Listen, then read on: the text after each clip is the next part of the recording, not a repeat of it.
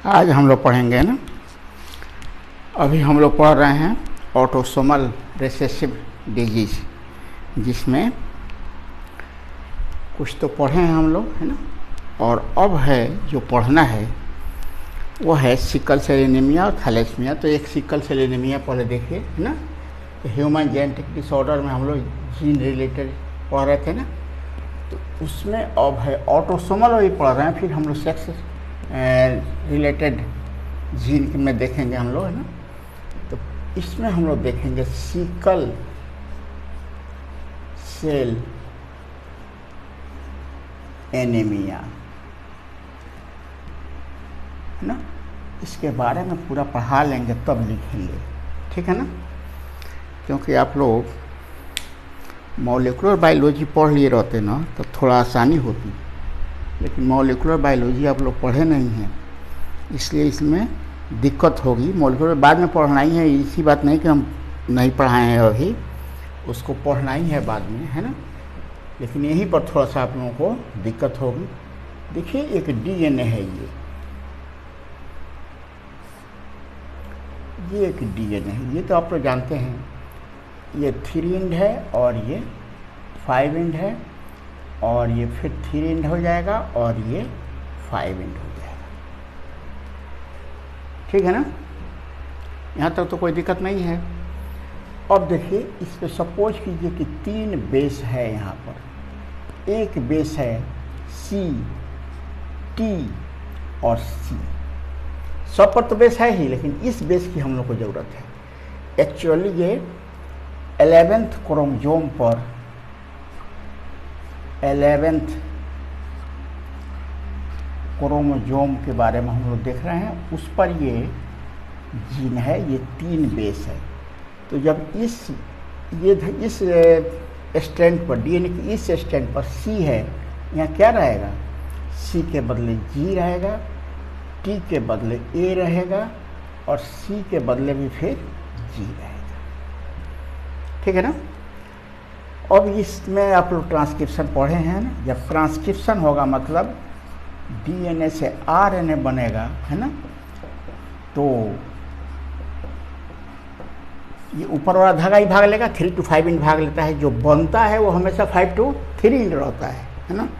तो यहाँ पर सपोज कीजिए कि छोटा सा आरएनए हम बना रहे हैं और ज़्यादा नहीं बना रहे हैं, चूँकि हम लोग को उसकी ज़रूरत नहीं है ना। ये हो जाएगा एक mRNA, और mRNA पर जो बेस रहेगा, है ना, वो हो जाएगा C के बदले G, और T के बदले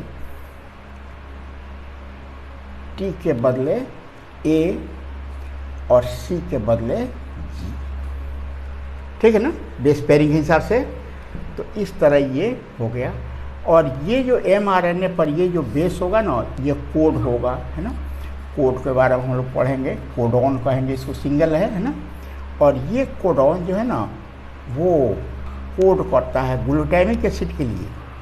ये देखिए, ये हो गया एक एसिड, ये ग्लूटामिक एसिड, ग्लूटामिक एसिड है ये ना। और ये जो है ना, थोड़ी देर में बता रहे हैं आप लोगों को। ये दूसरा, ये तीसरा, ये हो जाएगा, ये 6th नंबर हो जाएगा, यहाँ 7th ही बना दीजिए। ये 6th, ये 5, ये 3, ये 2 और ये 1। और इस तरह ये प्रोटीन का धागा बनेगा, ये पॉलीपेप्टाइड है ना। पॉलीपेप्टाइड ये बनेगा, प्रोटीन का धागा पॉलीपेप्टाइड कहते हैं। तब उसके 6ठे नंबर कार्बन, 6ठे नंबर पोजीशन पर, है ना, ग्लूटामिक एसिड रहेगा। इतनी बात समझ में आ रही है। अभी हम हेमोग्लोबिन की बात नहीं कर रहे हैं, ज़रा इसको देख लीजिए। और मान लीजिए कि ये जीन था तो ये बनाया, है ना, 1 नंबर बनाया, 2 नंबर बनाया, 3 नंबर बनाया और आगे बनाया, ठीक है ना। उससे हम लोग को मतलब नहीं है। अभी हम लोग सिंपली इसको देख रहे हैं कि अगर यहाँ पर जीन है, उसका टी जो है ना बदल, यहाँ पर टी है अभी, तो ये इसका सब कॉम्प्लीमेंट्री स्ट्रैंड होगा, और mRNA बनेगा, ट्रांसक्रिप्शन होगा तो ये बनेगा, और जब ये कोड जो है ना एक ग्लूटामिक एसिड को डिनोट करता है तो ग्लूटामिक एसिड बन जाएगा। छठे नंबर पॉलीपेप्टाइड में छठे नंबर पोजीशन पर ग्लूटामिक एसिड रहेगा, है ना। अब जरा एक और देखिए यहाँ पर, ये है एक डीएनए का धागा, ये हो जाएगा 3 एंड, ये हो जाएगा 5 एंड, फिर ये हो जाएगा 3 एंड, यहाँ होगा 3 एंड और यहाँ होगा 5 एंड, फिर यहाँ पर वही जिन हम वही 11th नंबर बता रहे हैं ना, यहाँ पर है C, ठीक है ना, और T जो है ना A में बदल गया, इसमें म्यूटेशन हो गया है और C हो गया। अब दूसरा कॉम्प्लीमेंट्री स्टैंड है, उस पर क्या रहेगा, G, A के बदले रहेगा T और C के बदले रहेगा G। और जब ये ट्रांसक्रिप्शन करेगा, ठीक है ना, जब ये ट्रांसक्रिप्शन करेगा मतलब डीएनए से आरएनए बनेगा, है ना, ये एमआरएनए बन रहा है, ये एमआरएनए बन रहा है, तब उस पर रहेगा सी के बदले जी, ए के बदले यू और सी के बदले जी। और ये जो कोडॉन है ना, ये अब यहाँ पर ये समूचा कोडॉन मिलकर जो प्रोटीन का धागा बनाएगा, है ना, तो यहाँ पर छठा नंबर, यहाँ पर एक और बना दीजिए 7 नंबर, ये हो जाएगा 5 4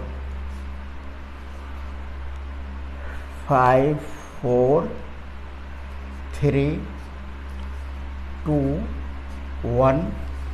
और इस तरह ये पॉलीपेप्टाइड जो बनेगा, याद है ना, डीएनए आरएनए बनाता है और आरएनए प्रोटीन बनाता है, प्रोटीन के धागे को पॉलीपेप्टाइड कहते हैं। ये छठे नंबर कार्बन पे कोडॉन बदल गया है ना, ये ट्रांसक्रिप्शन द्वारा जो कोडॉन है वो उसमें परिवर्तन हो गया है और अब ये बना रहा है वायलिन,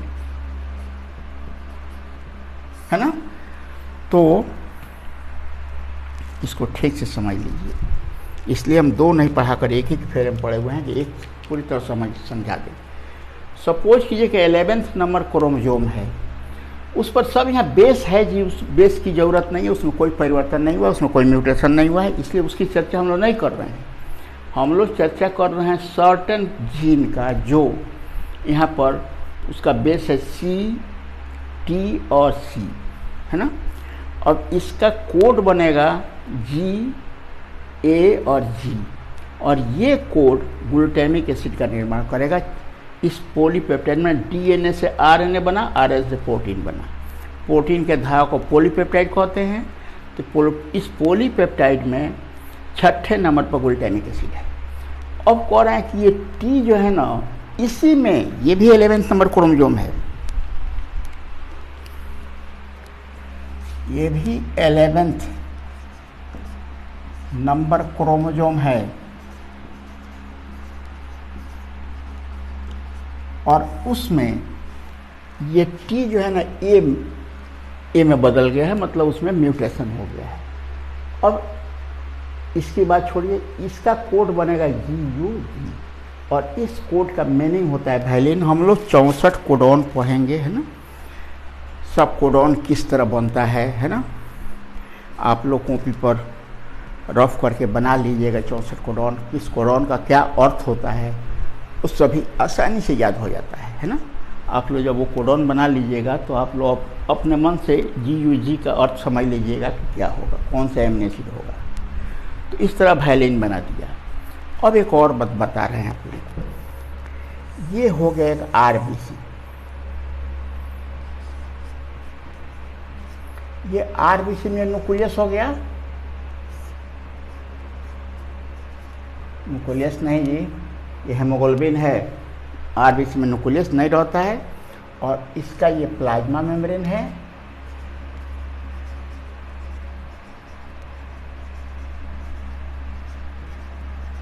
ना, और इसमें प्रोटोप्लाज्म भरा हुआ है। और ये हेमोग्लोबिन जो होता है ना, उसमें 4 पॉलीपेप्टाइड पाए जाते हैं, ठीक है ना। ये हेमोग्लोबिन जो है ना, 2 अल्फा प्लस 2 बीटा पॉलीपेप्टाइड का बना होता है ना। ये नॉर्मल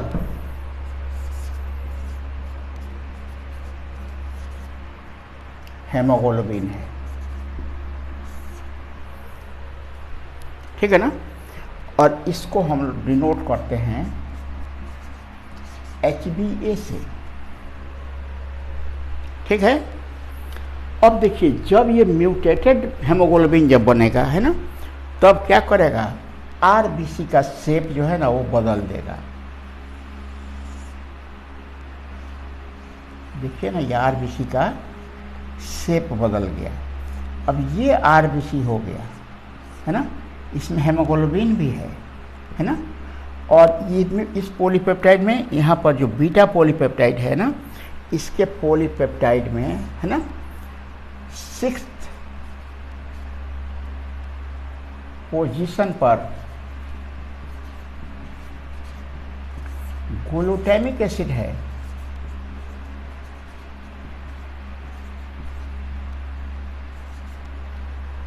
ग्लूटामिक एसिड। और ये जो सिकल से, सिकल का मतलब होता है हंसिया, सिकल सेल, सिकल सेप्ट RBC जो है ना,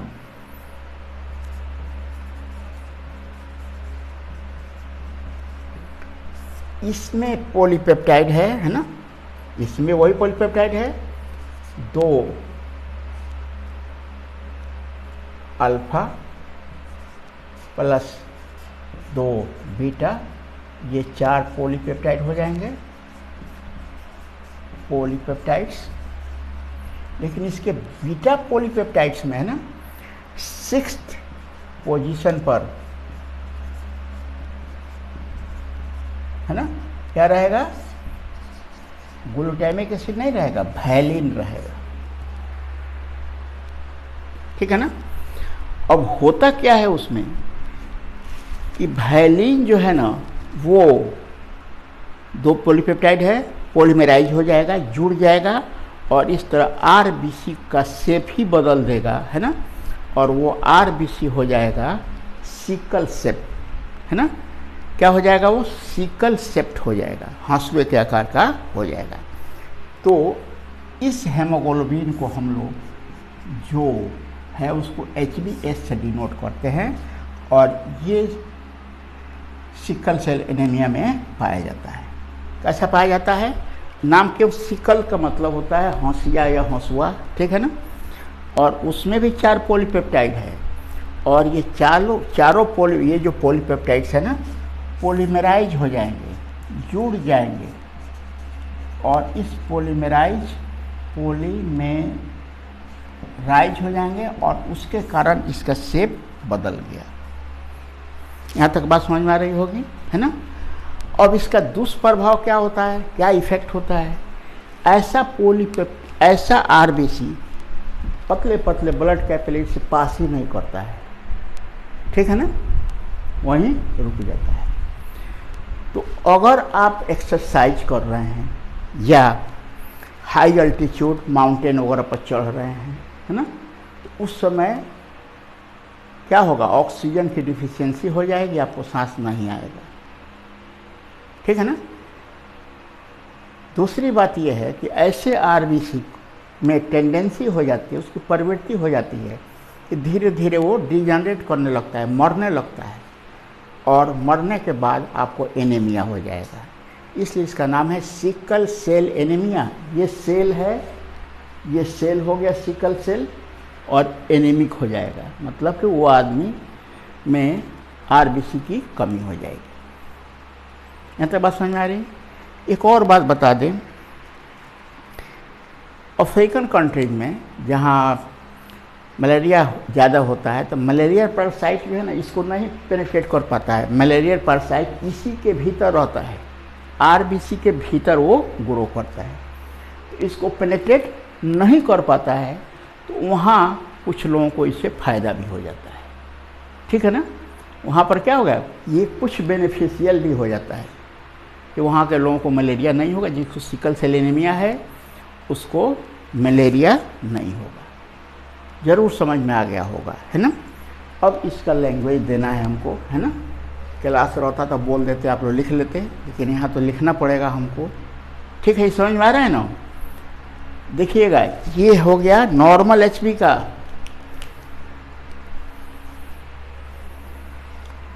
ये हो जाएगा नॉर्मल एचबी, ये एचबी ए का यहाँ हम लोग दिए हैं। और ये एच बी एस, इसको हम लोग फिर से डोनाइट नहीं लिखे हम लोग, ऐसे आरबीसी को, ऐसे हेमोग्लोबिन को, है ना, एच बी एस से डिनोट किया जाता है ना। ये हो जाएगा एच बी एस, जिसमें म्यूटेशन हो चुका है, हो जाएगा। और नॉर्मल हम लोगों का जो आरबीसी है, उसका हेमोग्लोबिन को हम लोग इस तरह डिनोट करेंगे, और जिसमें सिकल सेल एनीमिया हो गया है, उसको हम लोग एच बी एस से डिनोट करेंगे। ठीक है, तो चलिए, अब तो इसको मिटाना पड़ेगा हम लोगों को। आप लोग इसको ठीक से लिख लीजिएगा, और अब हम इसको मिटा कर, है ना, और फिर लिखेंगे, इसका लैंग्वेज देंगे, है ना। ठीक है, तो चलिए अब लिखिए इसको।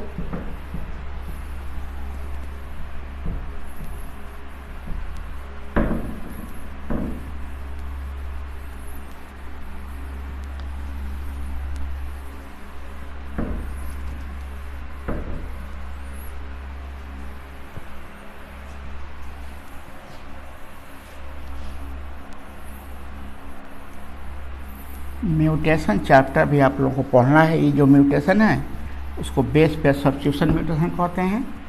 तो इसमें नहीं लिखेंगे, अभी म्यूटेशन पढ़ेंगे हम लोग। मॉलिक्यूलर बायोलॉजी में पढ़ना है उसको, वहाँ पर उसको हम लोग ठीक से लिखेंगे, है ना, जानेंगे उसके बारे में।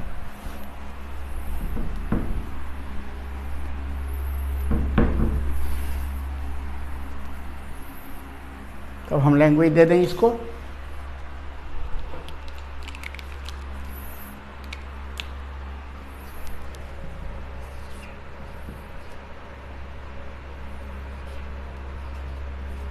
Sickle cell anaemia,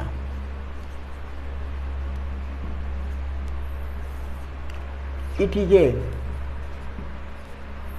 autosomal, autosomal हम लोग पढ़ ही रहे हैं, रेसेसिव डिसऑर्डर या disease. It is due to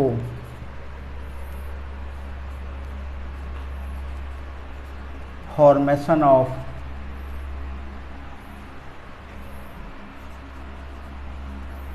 abnormal haemoglobin को एच बी लिखा जाता है ना, एच बी ना, कॉल्ड एच बी एस। ठीक है ना। Normal haemoglobin H B is H B A. ठीक है ना। इन H B is made up of 4 polypeptides, 4 polypeptides के बने होते हैं, है ना। 2 alpha plus 2 beta. In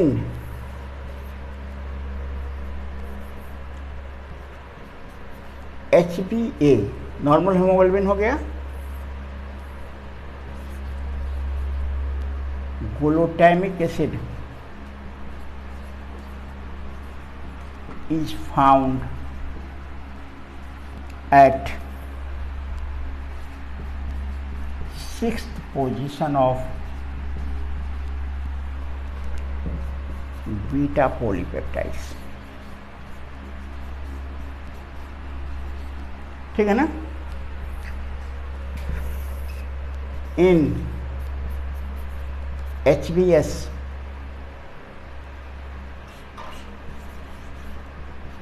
valine is found, ये सब एमिनो एसिड है। valine is found at 6th position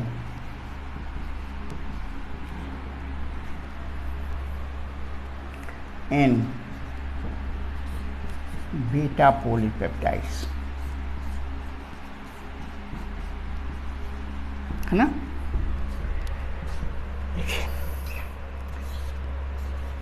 This change is due to mutation in gene, ठीक है ना, in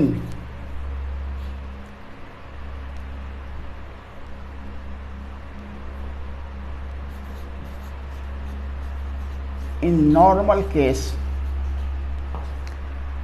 the gene has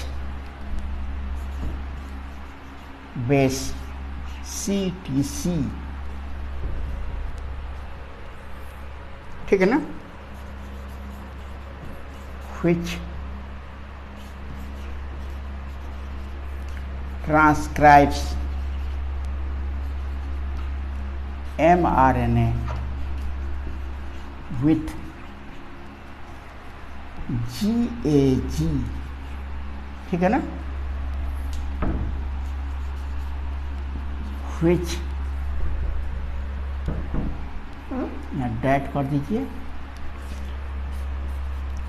that codes for glutamic acid, ये glutamic acid को code करता है ना।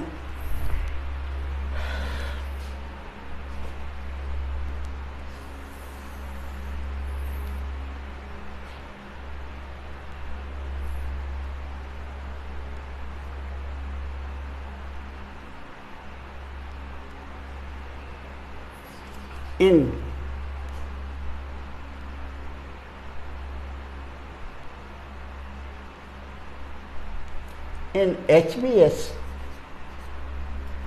mutation, in HBS, है ना, the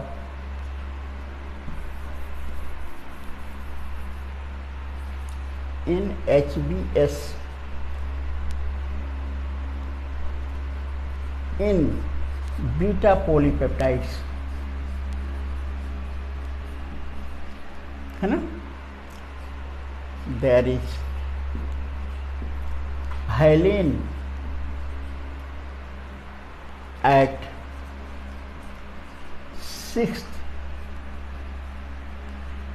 position of 11th chromosome, है ना, it is due to mutation, कौन सा म्यूटेशन है बाद में हम लोग जानेंगे, म्यूटेशन इन जीन सी, क्या था वो, CTC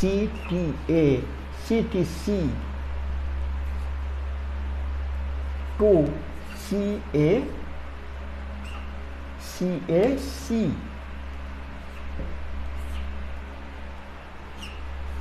CAC transcribes GUG code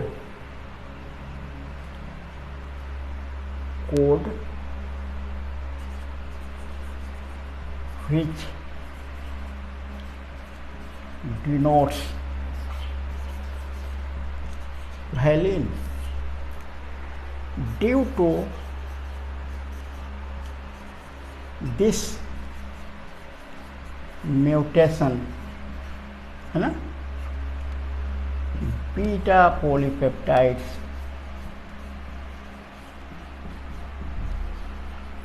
polymerize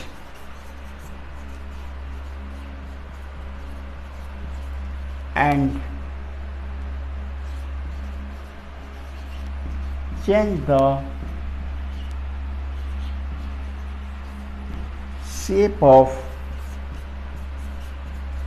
RBC from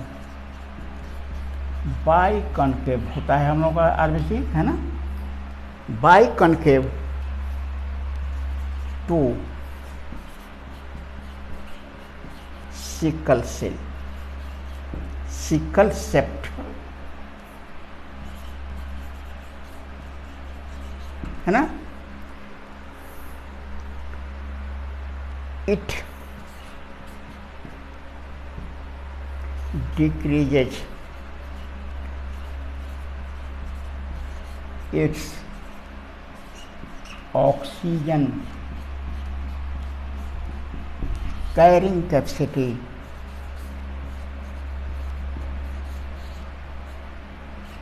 ठीक है ना।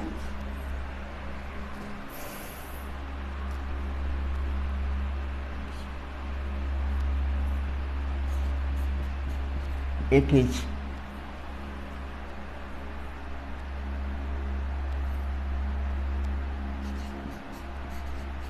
exhibited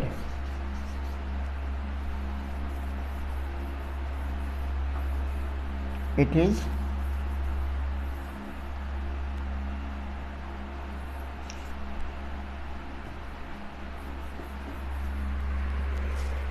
is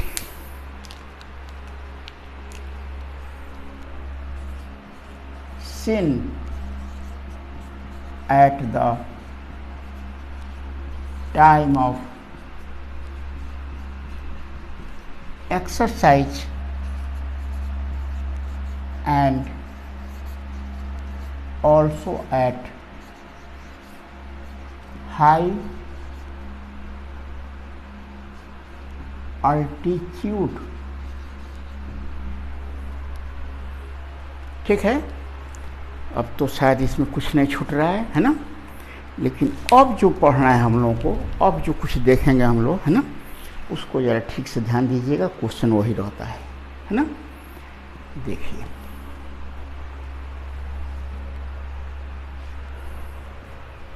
ऑक्सीजन तो कैरियन करेगा, किसी को सिकल सेल एनीमिया है तो आपको मालूम भी नहीं पड़ेगा, है ना। इफेक्ट लिखेंगे अभी हम लोग, क्या प्रभाव पड़ता है उसका, है ना।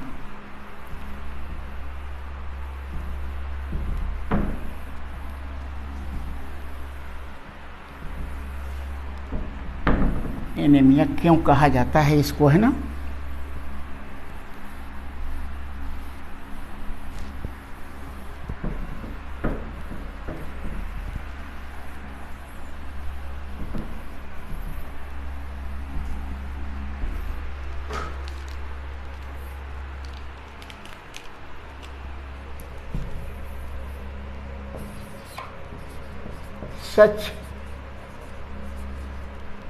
In such anemic person, RBC hardly passes, hardly pass लिखिए, pass through blood capillaries,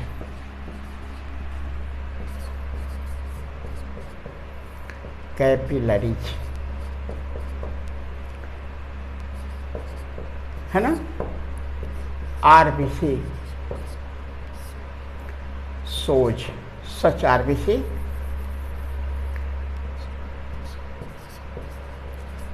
such RBC RBC shows so tendency of degeneration मतलब मरना, which causes anemia, और इस तरह वो एनीमिया कॉज करता है। But it is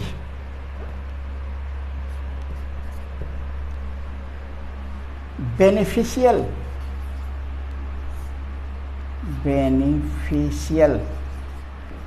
to some extent, कुछ हद तक, इन मलेरिया प्रोन एरिया, जहाँ मलेरिया फैला हुआ है ना, because malarial parasite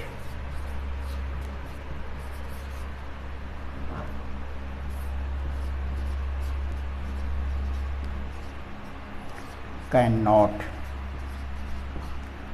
penetrate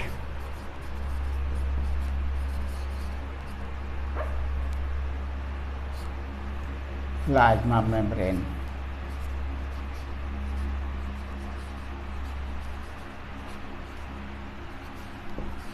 of such RBC। ऐसे RBC प्लाज्मा मेम्ब्रेन को वो भेद नहीं पाता है, छेद नहीं कर पाता है ना, और इस तरह कुछ हद तक वो मलेरिया से आदमी बच जाता है ना। और एक चीज़ जो जाननी है हम लोगों को है ना, ये इतना लंबा हो गया कि सिकल सेल एनीमिया, ये थैलेसीमिया इसमें नहीं हटेगा। अब हम लोग दूसरा वीडियो उसके लिए देखेंगे है ना। चलिए अब जरा इसी को देख लिया जाए, जो क्वेश्चन आता है इसका ना, जो एक तो पूरा ये सब्जेक्टिव के लिए भी और ऑब्जेक्टिव के लिए भी देखना पड़ेगा आप लोगों को।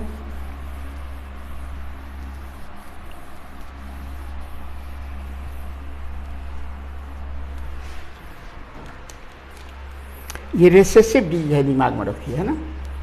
सपोज कीजिए कि ये मेल है और ये नॉर्मल है, नॉर्मल नहीं है, इसी को बनाइए, ये HbA, चलिए नॉर्मल बना दीजिए HbA, और ये फीमेल है HbA और HbS, ये है सिकल सेल एनीमिया, इसको है ना, ये एनीमिक है।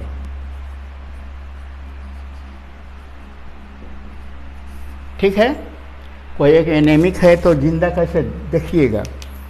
खैर अभी थोड़ा और आगे बढ़िए, इसका गैमिट बनाइएगा, इसका गैमिट बनाइएगा, पॉलिन चार्ट बना देते हैं, गैमिट आप लोग बना सकते हैं। तो ये फीमेल है तो चलिए इधर लिखिए HbA और HbS है ना। इसका गैमिट बनेगा HbA और HbA, ठीक है ना। ये हो जाएगा HbA, नॉर्मल हो जाएगा ये मनुष्य, और ये हो जाएगा HbA,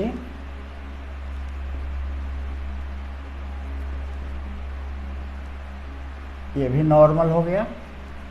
HbS, HbA, HbS, HbA और HbS है ना। तो HbA ये नॉर्मल हो गया, और HbS एनीमिक हो गया, ठीक है ना। तो ये है हेट्रोजाइगस कंडीशन में मनुष्य जिंदा रह सकता है ना, चूंकि ये डोमिनेंट है और ये रिसेसिव। HbS रिसेसिव है, HbA डोमिनेंट है, इसलिए ये सर्वाइव तो करेगा है ना। कब वो एक्सप्रेस हो जाएगा, जब वो एक्सरसाइज करेगा, दौड़ेगा या कहीं माउंटेन वगैरह पर ऊंचाई पर चढ़ेगा, तब उसको सांस लेने में दिक्कत हो जाएगी, ऑक्सीजन अपटेक जल्दी नहीं हो पाएगा, ठीक है ना। अब एक और केस देखिए, हम HbS क्यों नहीं लिख रहे हैं, जरा उसको देखिए। ये हेट्रोजाइगस कंडीशन में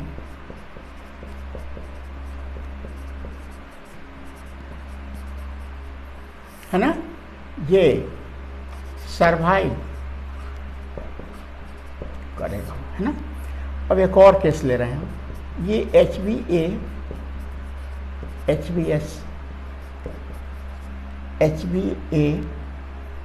ये है 2 हेटेरोजाइगस हैं, ठीक है ना। और सपोज कीजिए कि मेल हो गया और ये फीमेल हो गया, है ना। इसका गैमेट बनाइए, क्या हो जाएगा,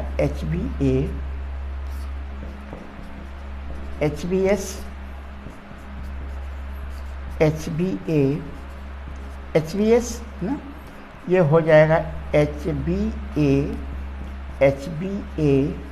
ये नॉर्मल हो गया, HBS है ना, ये हेटेरोजाइगस हो गया। ये हो जाएगा फिर वही HBS हेटेरोजाइगस हो गया, ये सरवाइव करेगा। और जरा अब देखिए HBS इसको तो बिल्कुल सांस नहीं आएगा, या ऑक्सीजन अपटेक बिल्कुल होगा ही नहीं इसमें, और इस तरह ये सरवाइव नहीं करेगा, है ना। तो ये देखिए ये नॉर्मल है, ये नॉर्मल, ये एनेमिक है लेकिन सरवाइव करेगा। ये भी एनेमिक है लेकिन ये नहीं करेगा। तो ऐसा बच्चा तो पैदा होते ही मर जाएगा, चूँकि उसको जब होमोजाइगस हो जाएगा HBS है ना, तब वो सरवाइव नहीं करेगा, ठीक है ना। तो ये हो गया, ये भी सरवाइव करेगा।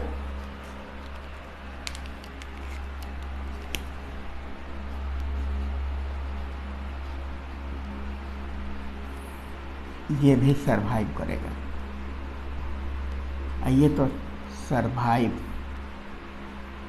ये तो नॉर्मल है ही, ठीक है। तो इस तरह हम लोग सिकल सेल एनीमिया को देखे अभी, है ना। तो आप लोग इसको ठीक से देखिएगा, जो पहले जो बनाए थे समझाए थे उसी पर ज़्यादा ध्यान दीजिए आप लोग। जब उसको ज़्यादा समझ लीजिएगा ना तो ये सब अपने आप समझ में आ जाएगा, ठीक है ना। हम लोग नॉर्मल हैं तो HBA है हम लोगों में, और जो एनेमिक है उसमें दोनों बीटा पॉलीपेप्टाइड जो है ना वो फ्यूज कर जाता है, पॉलीमराइज हो जाता है। इसलिए RBC का शेप जो आप लोग गोला देखने, गोला नहीं होता है, वो दोनों तरफ चिपटा होता है, देखने पर आउटलाइन तो गोला ही होगा, लेकिन वो बाई कॉन्केव होता है। तो बाई कॉन्केव से सीधे वो हंसिए के आकार का सिकल सेल हो जाता है। कॉज मालूम हो गया, ऐसा क्यों होता है। 6 नंबर उसमें जो हेमोग्लोबिन है वो पॉलीपेप्टाइड, 2 पॉलीपेप्टाइड का 4 पॉलीपेप्टाइड बनाता है, 2 अल्फा 2 बीटा। बीटा पॉलीपेप्टाइड के 6ठे नंबर एमिनो एसिड जो है ना वो ग्लूटामिक एसिड होता है, लेकिन जब HBS हो जाएगा, है ना, तो 6ठे नंबर पर वैलिन आ जाता है, चूँकि उसका जीन बदल जाता है, जीन में म्यूटेशन हो जाता है, कोड बदल जाता है। कोड जब बदलेगा तो एमिनो एसिड भी बदल जाता है। कोडिंग हम लोग आगे मॉलिक्यूलर बायोलॉजी में पूरा पढ़ेंगे, ठीक है ना। ठीक है, चलिए।